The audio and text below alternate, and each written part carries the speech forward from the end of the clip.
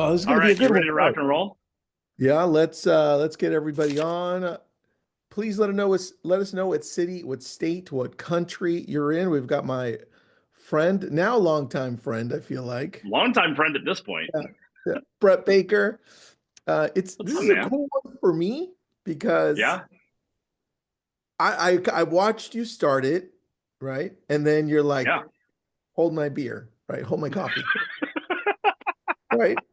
Which was cool. Well, It's like you called it. And it's really nice to see that you tweaked some things, yeah, and then yeah. after you made those tweaks, you freaking blew up, dude. And Well, I think it's all about that's what learning. It's all about learning what YouTube likes, right? And I think it's funny because I came into this with such a crazy weird expectation of what I thought the algorithm wanted. And everything I said was like, oh, it's the algorithm. Oh, we got to do this for the algorithm. Well, you need to just stop Mhm. right there and replace the word algorithm with audience With and people. where People. people because ultimately you're not targeting with YouTube. Everybody thinks that you're targeting the algorithm. You're not targeting an algorithm. You are targeting people. Like you are trying to attract people. And where it's funny because I mean I did YouTube with real estate when I was doing a ton of real estate. I did a bunch with YouTube, and most people, most agents approach YouTube the wrong way. I would be willing to say that most people that do anything with YouTube approach it the wrong way, right? But agents specifically use it like a digital billboard. And they post like their latest listings or market updates or generic like tips and tricks, right? But here's the Mm, problem. Nobody's searching for that content. So it's true. if you want to think like if you want to think like your audience will think about your own habits, right? When was the last Mhm. time you went on YouTube and searched for like a real estate market update in Malibu? Probably been a Very, while, right? very rarely. Yeah. Yeah, exactly. And that's the thing. No one really searches for that topic. So what I've discovered over now coming up on 20,000 subscribers in a matter of a few months is What's that your channel? What's your channel so I can put we it? changed the channel name. This is how That's how I wild couldn't this is, find Tristan. it. Yeah. So it's Oh, now cleared to adventure. okay. Um, and we changed it. We changed it recently because we actually wanted to go broader. When I started it, it was Adventure Alaska. I have a hoodie on. Yep. It started with Adventure Alaska because all of my flying adventures were up here in Alaska. And then I did that Yep. whole migration south. And dude, I picked up, my channel blew up on that trip. And I discovered a lot on that trip. So here, That was I'm going to give you, what's that? that's when you were texting me and saying, "Hey man, Yeah. this one blew up," right? Yeah. Well, because I learned that there are three things, there's really three things you can do on YouTube to actually get retention, which is what's important. Okay. So subscribers, they help, right? They help get you in front of people easier. If we want to talk about the algorithm for one moment, if you have a lot of subscribers, you're going to be placed in front of more people via the algorithm. Just bottom line. But in 2025, subscriber count really doesn't matter that much. What matters is retention. And there's three ways to get it. So here's the first. The first Mhm. thing you can do with a YouTube video, if you want to get people to watch it, actually watch it, answer a question. So the easiest way to get discovered is by actually using what's called YouTube search functionality, which is where if you answer questions that are common in your area. So let me give you an example for real estate, right? Where's the best sushi in Malibu? People search for that kind of stuff because when people move to an area, they want to feel like a local. So in my area, the number one search in my area, believe it or not, is how quickly do they clear the roads after a snowstorm? Alaska's weird, man. That's a good one, dude. Right? So hold on. Let me set the Yeah. tone on really Yeah. quick so people understand where you're going with this first. Number one thing that I want everyone to do is take notes. That's number one. Number two, Yeah. Um, this is recorded, so you can go Yeah. back and watch it. It's on our Lab Code Agents channel. We teamed up with Social Genius on this one because Brett did such a good job. We wanted to bring both groups together. Number three, here's the important one. As you're watching, and listening, think of what you do and love on the side. And Right. this is where I loved what Brett, see, the thing is, Brett knew this a long time ago. He knew he wanted to do this, right? It Yeah, just, I it did. was, it took a while. It's like, okay, Yeah. You okay, I motivated me. I think, well, dude, you could look at who doesn't want to watch what you do. I watch your videos. That's why when I went to find you, I think it was 2 days ago, I was like, Yeah. where's his channel? What happened to Yeah. his channel? Changed the name. Yeah. We Uh, how, rebranded. how did you change your channel? And then we'll go back to you. How did you do it? Um, you mean like how did I change it as far as videos and stuff like that to get my spike? No, Or how did I did just change the you channel name? the channel name? How easy was that? Because I had a couple Oh, it was people ask. cake. The problem is you got to do it all at once. You can't. So the irony in this is I was literally hacked the day before. So when you start getting a lot of subscribers and you start getting, I'm the fastest growing aviation YouTube channel on the platform right now. And when you start getting into that position, you start becoming kind of vulnerable. And so I actually got hacked the day before, and they actually changed a bunch of stuff. And I was like, well, it's time to just go full send on this. And so I was actually planning on doing it a little bit later. But what I did was I created a video that basically announced the name change. And the moment that video hit, I switched everything all at once. And how easy was it? I mean, it was making toast this morning was more challenging than actually switching my channel name. But I have a 2-year-old, so that counts for something. Melissa, But seriously, you go and change it on the back end on the settings. It's yeah, fairly it's pretty easy. Just make sure you have everything in line when you do it. Like I had to change my intro, I had to change my trailer, I had to do a lot of stuff, and so it took a little bit more. Um, but if you have an audience, explain to your audience what you're doing. Otherwise, I mean, that's pretty much anywhere in real estate or anywhere in YouTube or anything you do with advertising. Make sure you tell your audience what you're doing because they might get confused, like you did. yeah. But if it were me, do you want me to talk about how I took Yeah, off? but first, I want for people to notice one thing because I want people to start thinking, well, it's not always, in some cases it is for some of you, but it's not always about real estate. If it is Right, awesome, right, stick to that. But right. chances are much higher that it's going to be something along the lines of what Brett did. Brett loves flying. Yep. He he has a great personality, and once you start watching, you want to watch some more. He's a funny guy in a good Well, way. you That's have right. fun He with it. made me laugh. So, Well, be tell me, yourself is the number one thing. yes, tell me now first, and then you can go into the everywhere you Yeah, wanted to go to. Tell me how you decided to pick this because you also have other cool things that you've done. Why yeah. pick? So there was some strategy behind this. It's funny because so I flew corporate aviation for a long time before I got into air traffic. And then I was an air traffic controller, and then I got into real estate. I left a $250,000 career as an air traffic controller, started a real estate company. We blew up, sold it, and then I've kind of done it, a bunch of other stuff. I own a bunch of other companies, but the idea was always like, how can I fly and make money without having to fly for the airlines, or without having to fly corporate, or without having to basically waste my entire summer flying for some charter service. I always thought about like, how can I bring more people into aviation, and how can I actually get paid for that? And so this was one day I kind of discovered that my true passion in life is aviation. Always has been, always will be. And my true passion lies in how do I get more people interested in aviation? Because if I'm this little positive megaphone out there yelling about how awesome aviation is, and I get a whole bunch of other little positive megaphones running around, we have such an easier time keeping general aviation alive, which is always a threat. And if you're ever worried about what happens with airlines, you should start with general aviation because it doesn't start at the top and work its way down. Like it doesn't start with the airlines and come down to GA. It starts down at the bottom where people are learning to fly and getting into aviation, and then it builds up to the airlines. So if you want to fix up here with the airlines, you start down here.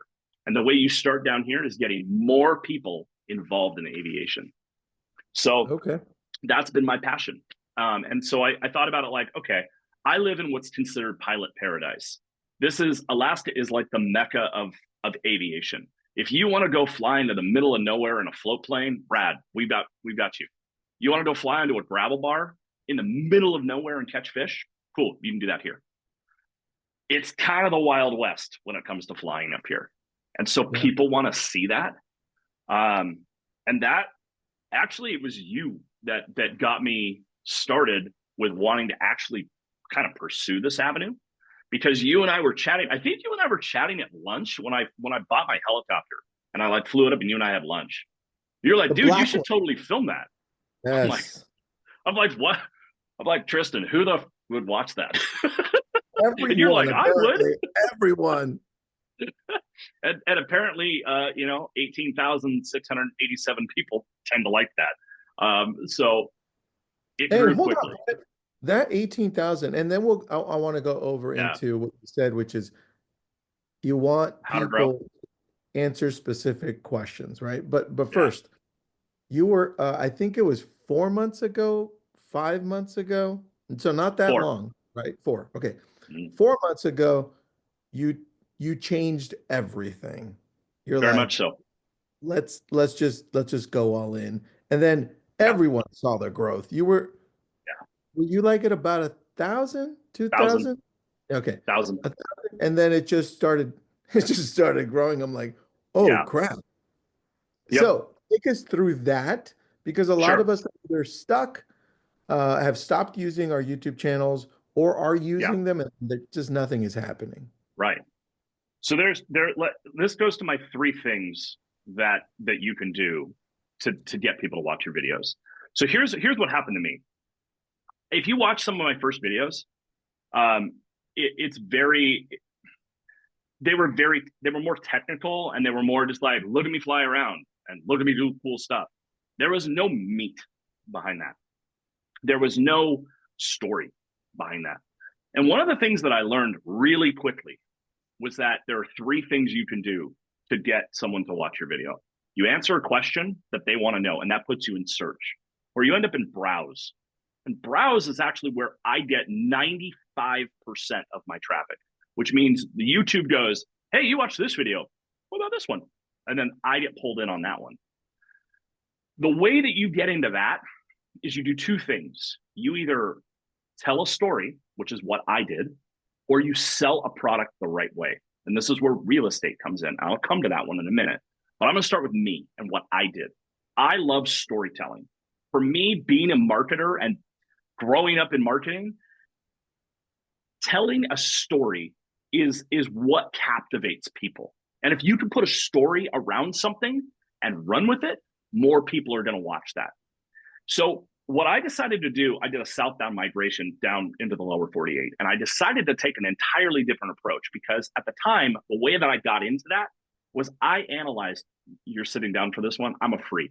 So I watched, you not, about 6,000 YouTube videos in my niche. And I have a spreadsheet on every single one of them.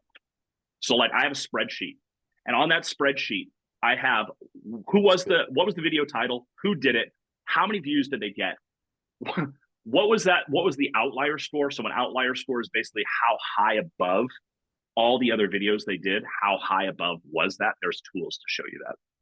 But what was their intro like? What was the actual meat of the video about, and where was their drop off? And you can see all of that with spy tools and what have you. I analyzed about 6,000 videos, and I figured out in my niche, this is what people want. They want storytelling and they want adventure. Boy, did I give it to them. You So did. that is the entire way that I grew so quickly. I just changed my methodology, and I just started telling the story, not just flying there, not just adventuring there, but giving the story behind it. So how do you translate that? Translate that into like real estate, right? Okay, Yeah. what's the history of the area? So I lived in Eastern Washington for like a long time. Manhattan Project, baby. What's the story of the area? Well, I mean, these houses were built by the government. They were for officers and they were for enlisted people. This is back when it was militarized. Like, this is the Manhattan Project. How many reactors did you have there? What did they create? You have history in your town. Yeah. Tell the story of your town. It doesn't matter where you are. Tell the story of it. What crazy event happened there?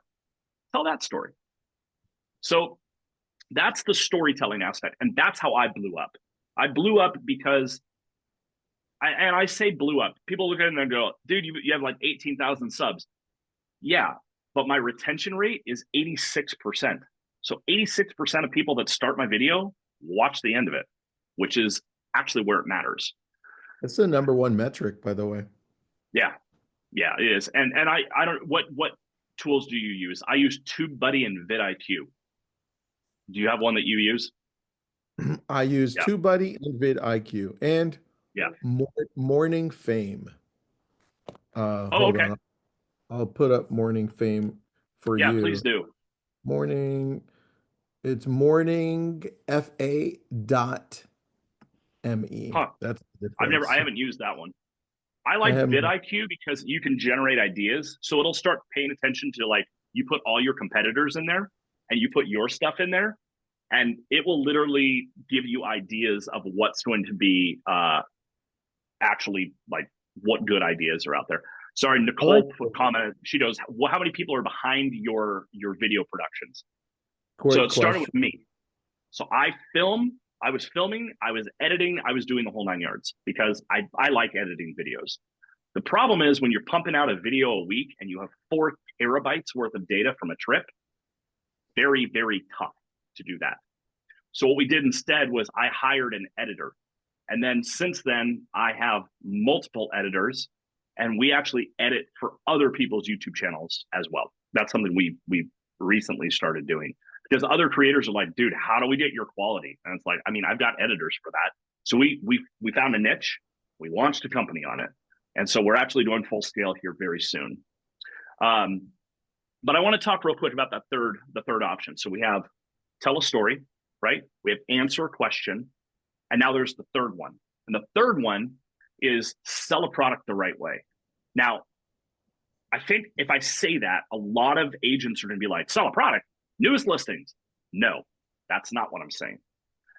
Feature the nicest, most expensive homes in your town.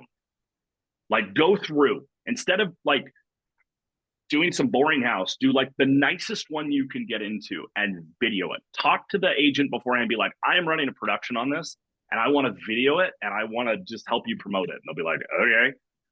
Luxury sells. Even if viewers can't afford the house, they're still going to watch it. If you go on and you look, there's like 3 agents that literally travel the nation and they do this kind of video and they get hundreds of thousands of views. Yeah. So start in your neighborhood and start doing that in your area. Then let's flip that. Do the opposite. Highlight the absolute worst, most rundown properties in the area because people like a good like before and after story. So run with that.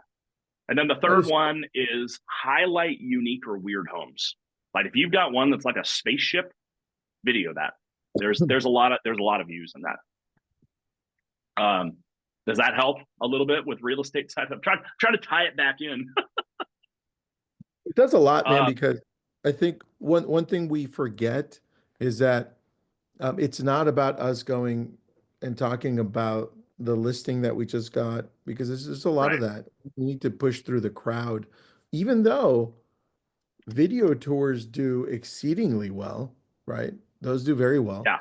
But I think what we want to be known as agents is that brand behind the story that's being told, and then you fill in the end, right? So for Yeah. instance, for Brett is that that brand that is telling the story about adventuring in Alaska, or that Right. brand that's telling the story about living in Malibu, right? Jeff's on too, so it would be that brand What's up, Jeff? telling the story about the Ozarks, right? So I think Yep. just to simplify it in your brain, think of, okay, my brand is telling the story of what? And then once you figure that part out, then you go into that second part that Brett was saying, right? Now that you found it, now you start asking specific questions, right? ASQ. Right. And to show you like the power of that, people are like, okay, well, how do I mean, so we talk search and browse, right? One of the things about YouTube that a lot of people forget, YouTube is owned by Google. It is the second most searched search engine on the planet. So if you will go into Google right now, just open a new browser right now and go type in 3808 East Madison. Don't type any more than that. Scroll down and you're going to find a YouTube video from me like 2 years ago talking about Spencer Raskoff's home. The ex CEO of Zillow. I did an entire video on like how this estimate was way off on his house. This is like way back in the day, but it's still ranked on the first page of Google because I treated YouTube like a search engine. And did you find it? Did it pull up for you? Yeah, I have it. That's So cool. you can rank. I mean, and that was something totally out of the blue that I did back in the day. But you can just, if you learn how to use YouTube as a search engine, you can actually get placed on the first page of Google with it, which is going to help your website and your business. So, All right. So yeah, now hit me. I want to, let's say I'm a real estate agent. I want to start a YouTube channel, but I want to do it well from the beginning, Yeah, right? I want to make sure that I'm all in and I start growing gradually because the number one reason most agents quit is because they don't see the growth, right? They're like, nobody's right. watching. Why am I even doing this? Right. So, where would an agent start with this so that we see the consistent growth? Sure. How should we approach this? Okay. So, three real tips on that one. First, be yourself. Like, if you are not naturally funny, don't try to be funny. I see a lot of people that fake a lot of stuff. That's number one. Just be yourself. Talk the way you would normally talk. Because here's the thing. This is nowadays after COVID, video is now being treated as like a one-on-one meeting. I mean, before you and I actually met in person, Tristan, we did how many videos together? You A knew my lot. mannerisms, right? You knew how I used my hands pretty much all the time when I talk. I do that in person. So you get what you get in person on video. If you do that, you're already going to start building that trust. So the goal from number one is build trust, and that's by being yourself. The other thing that you'll find is that production oftentimes kills trust. If you overproduce your videos and you take a lot of you and your personality out of it, it's going to kill the production value of your video because people won't trust it. There's no relatability. You want relatability. So I would start with those two things. I would then find a niche that you love. For me, I love aviation. And could I really easily tie that into real estate? Yeah, I could. I could talk about it occasionally. I could talk about aviation properties, and I did a bunch. Not on this channel, but literally, aviation properties were my specialty before I, exited production again. But that was, you could do all of that through YouTube. If you're like, let's say you're a golf fanatic, go video all the courses in your area. Jeff, are you a golf fanatic? Nice. Yeah. Oh yeah. Go video all the golf courses in your area. I live on one. I do it all the time. Oh See? yeah. Perfect. The next thing that I would probably focus on is I would focus on what are you going to do to retain your audience? Because retention is more important than subscribers. Retention on your videos, set the intro, set the hook, deliver on the hook, and then wrap it up. Like, don't drag out a video just to drag out a video. Set the hook, deliver on the hook, and then go from there. I always try to make sure that my title is reflective of what they're going to see in the video, and I try to give them that within the first minute. First 30 seconds is ideal, but with my audience, I can get away with about a minute before I have to deliver on what the video title actually ties into on that video. And you can very clearly, on my channel, you can see where I did that well and where I failed miserably at it. If you see like low views, because I didn't deliver on that well. So hook the viewers within the first 10 seconds, because you really want that first 30 seconds to just be as high retention as you can get. And then you want to try to keep it as high as you can. What you don't want to see on an analytic chart is a big hockey stick. You know, the one that performed really well for you, I'm going to put it into the chat. A giant rock. Yeah, that was or my such a Trent Palmer great, one. the giant rock. Which That was such a great hook. That was a really good hook, man. that was probably what it didn't show in the video. There is that I almost took a kid out on a moped when I took off because he like everybody knew I was taking off. I made it really clear, and this dude goes ripping across. And I, if you saw the whole clip, I actually had to adjust my takeoff angle, and I actually shortened my takeoff because of that by about 400 feet. So it got kind of sketch, kind of fast, and I had to kind of pull that out of the video. But yeah, that video was probably one of my favorite ones to make, to be honest, because I'd always wanted to land there. But the way that I would start is honestly, I would just start. I would find a niche that works for you, and I would just start making content on it. Your first like 4 videos are going to suck. They're going to be awful. Nobody is going to watch them. Just know that ahead of time. I look back on like my first 2 videos and I cringe because my first video was I got lost flying my helicopter in Alaska. And I'm going to tell you right now, I didn't really get lost flying my helicopter. I knew exactly where I was. Went up the wrong canyon, but I knew where I was. Oh, you're funny. And it did okay. My next video was actually with my wife in the helicopter, and she's a little nervous on camera sometimes, as you've seen when we've done webinars with her. But my third video had 20,000 views on it. And it was, will my airplane start after a cold winter? And literally, I mean, I left this poor airplane on the side of like the lake. It froze over winter. It was really bad. Cheap airplane, thank God.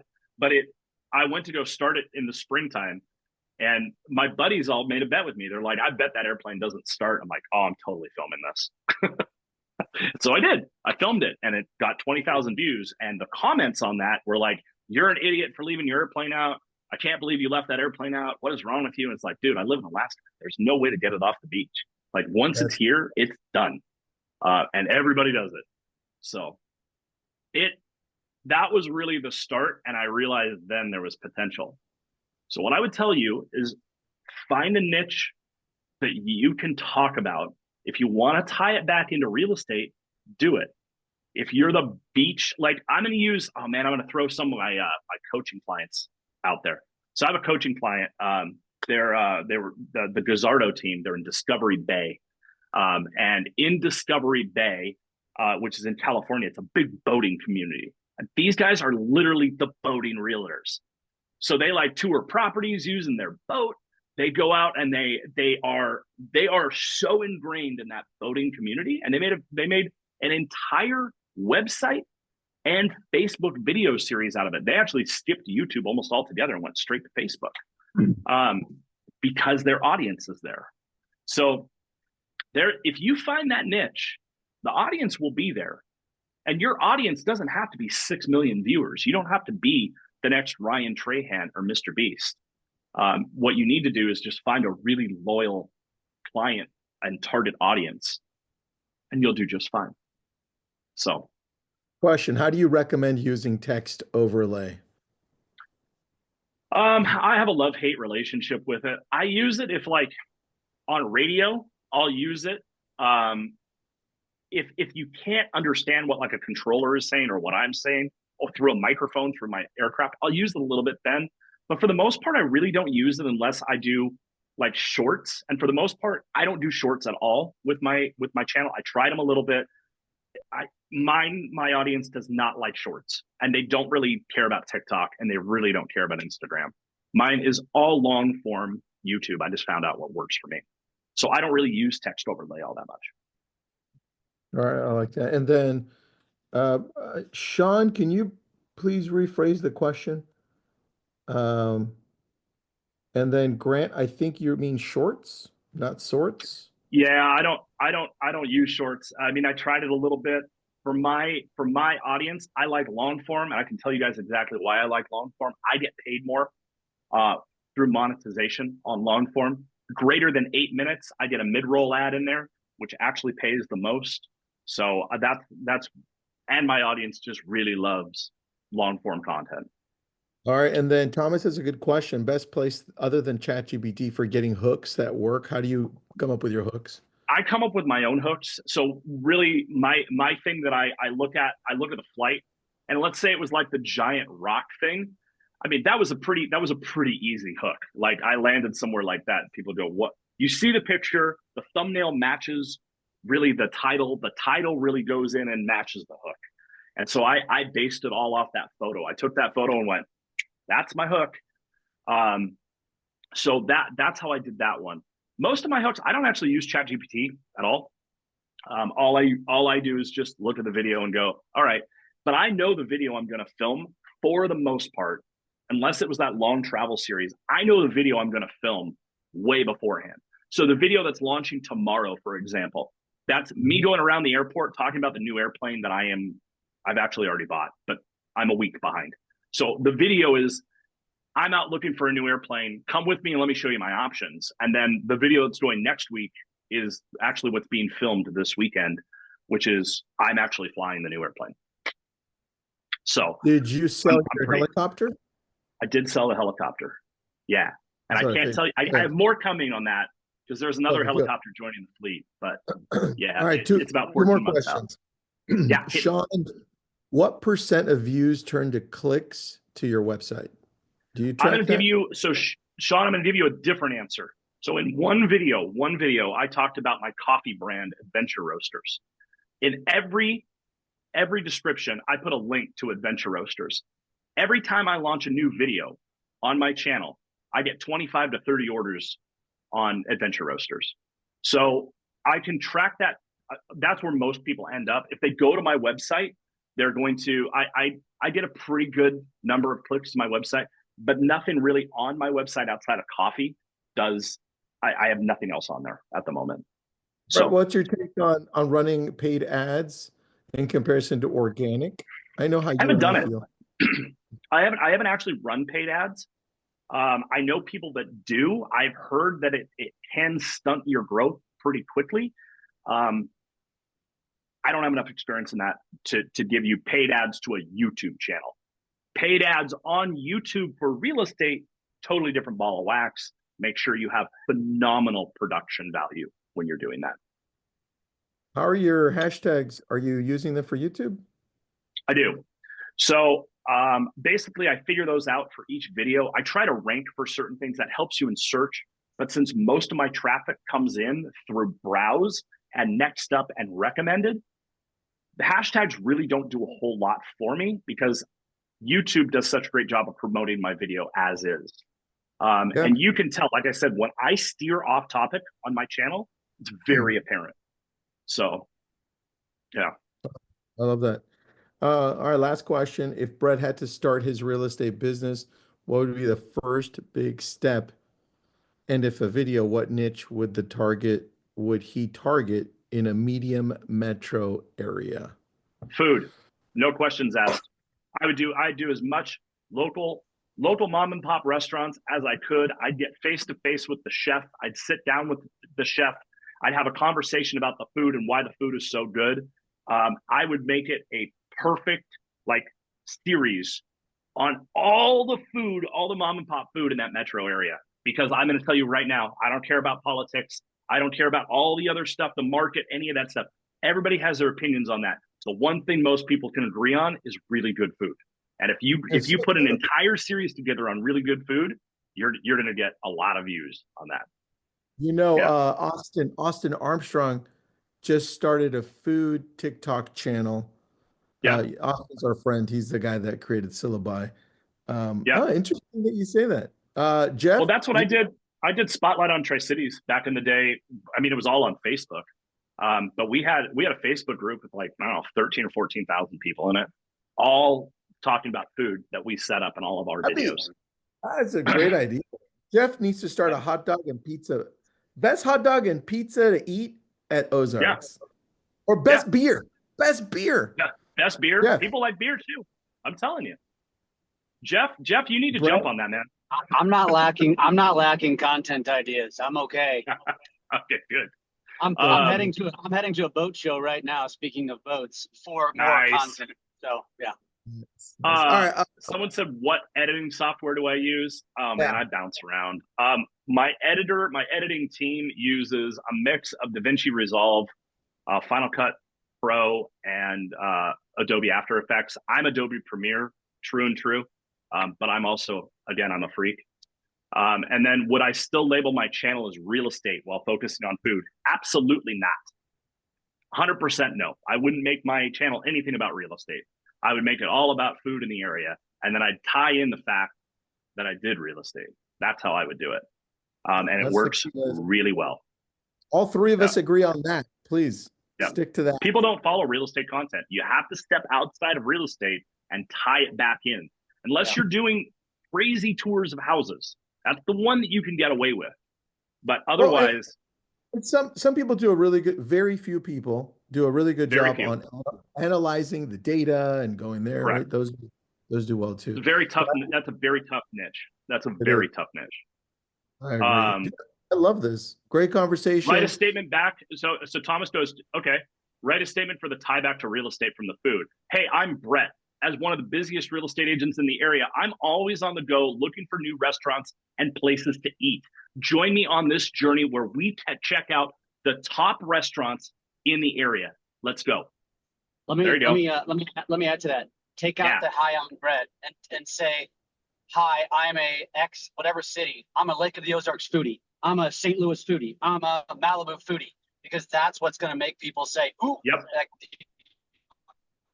my town. They don't care. You cut off, Jeff. They don't care who Jeff is. They don't care who Brett is. And that's what I would focus on. Yeah. Perfect. I will say what I learned out of doing, so I do my intro where, hey, I'm Brett. I always do that. And I'm going to tell you right now, it's weird how people latch on. I've met people in the field now, and people now are like, hey, you're Brett. I'm like, oh, you know who does that? Brett, who does that very, very well? Mel Robbins. Hey, it's your friend Mel, right? That's what she does. And it's like everybody remembers her, right? That's her intro.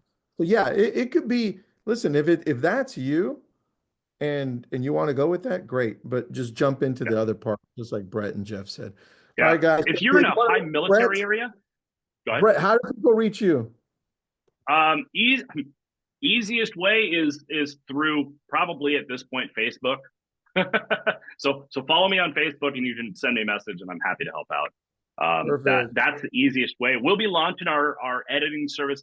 We're really doing more of like the adventure productions. That's really our style. But we are working a little bit into real estate. So not there yet. High military area. I knew someone would key that up. If you live in a high military area, think about why people are coming to your area. They're relocating, and most of the time they don't know anything about your area. So the first thing that happens when someone says, hey, we're relocating, they go home after the day like, hey, we're relocating. Where are we going? Oh, we're going to Elmendorf in Anchorage. First thing, if they have family, the first thing that the spouse is going to do is start searching immediately for schools in the area, things to do in the area, schools in the area. If you have a military base in your area and you're not doing YouTube videos on relocating into your area and all the stuff to do around there, targeting specifically families, you are missing out on probably the biggest thing you could possibly do. Agreed. All right, I did put up my email there. If you have questions about how to reach Brett, how to talk to Jeff or myself, go ahead. Hey, Tristan. Real quick, Brett, I want to connect with you offline and challenge you on shorts. I think you could 10x your subs with shorts. But I want to talk to you about something else. So let's connect offline. Yeah, absolutely. Tristan, make sure Jeff gets my number. Thank you, both of you. Thanks, everybody. Thank you, Brett. See you guys. Appreciate you guys. Bye.